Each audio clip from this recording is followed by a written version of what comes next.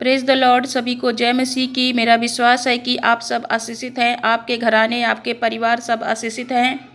देखते हैं वचन को, यिर्मयाह 29 का 11। क्योंकि यहोवा की यह वाणी है कि जो कल्पनाएं मैं तुम्हारे विषय करता हूँ उन्हें मैं जानता हूँ, वे हानि की नहीं वरन कुशल ही की हैं, और अंत में तुम्हारी आशा पूरी करूँगा। मेरे प्रियो, जब आप बाइबल में दाऊद राजा के बारे में पढ़ते हैं तो लिखा है कि जब दाऊद अपने भाइयों से मिलने साउल की छावनी में गया तब उसने गतवाली गोलियत नामक फलिस्ती योद्धा की बातें सुनी। तब उसने गोलियत से युद्ध करने के लिए कहा कि जब मैं अपने पिता की भेड़ बकरियां चराता था तब कोई सिंह या भालू झुंड में से मेमना उठा ले जाता था, तब मैं उसका पीछा करके उसे मार देता था। जब दाऊद गोलियत को मारने के लिए गया तो साउल ने उससे कहा कि मेरी तलवार साथ ले जा, इसको टोप पहनाओ, मेरे वस्त्र पहनाओ, मेरे हथियार दो। पर दाऊद ने उनको मना कर दिया कि मैंने इन सबको परखा नहीं है, मैं पहन नहीं सकता।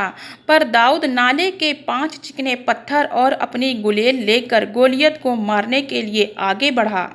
मेरे प्रियो, जब फलिस्ती गोलियत ने दाऊद से कहा, क्या मैं कुत्ता हूँ कि तू लाठी लेकर मेरे पास आता है? तब दाऊद ने गोलियत से कहा, तू तो तलवार और भाला और सांग लिए हुए मेरे पास आता है, परंतु मैं सेनाओं के यहोवा के नाम से तेरे पास आता हूँ, जो इज़राइली सेना का परमेश्वर है। दाऊद ने गोलियत को यहोवा परमेश्वर के नाम से ऐसा मारा कि पत्थर उसके माथे के भीतर घुस गया और वो भूमि पर मुंह के बल गिर पड़ा। आपके जीवन में आपका गोलियत ईश्वरीय योजनाओं के तहत ही मारा जा सकता है, आपकी अपनी ताकत से नहीं। बाइबल में लिखा है कि दाऊद राजा साउल की तलवार को लेकर जा सकता था, लेकिन वह इस बात को जानता था कि उसे ईश्वरीय योजनाओं और ईश्वरीय अगुवाई की ज़रूरत है। मेरे प्यारे भाई बहनों, जब आप ईश्वरीय योजनाओं को समझ जाते हैं तो उसी पर आपकी ईश्वरीय मंजिल निर्भर करती है। आज आपको परमेश्वर की योजनाओं को समझने की ज़रूरत है और परमेश्वर के अनुसार चलने की ज़रूरत है। आप हर एक चीज़ को जो आपके साथ संबंधित है बदलना चाहते हैं तो आज आपको परमेश्वर के वचन के अनुसार चलने की भी ज़रूरत है। किसी भी चीज़ की चिंता मत करो, परंतु हर एक बात में तुम्हारे निवेदन, प्रार्थना और विनती के द्वारा धन्यवाद के साथ परमेश्वर के सम्मुख उपस्थित किए जाएंगे, ऐसा बाइबल कहती है।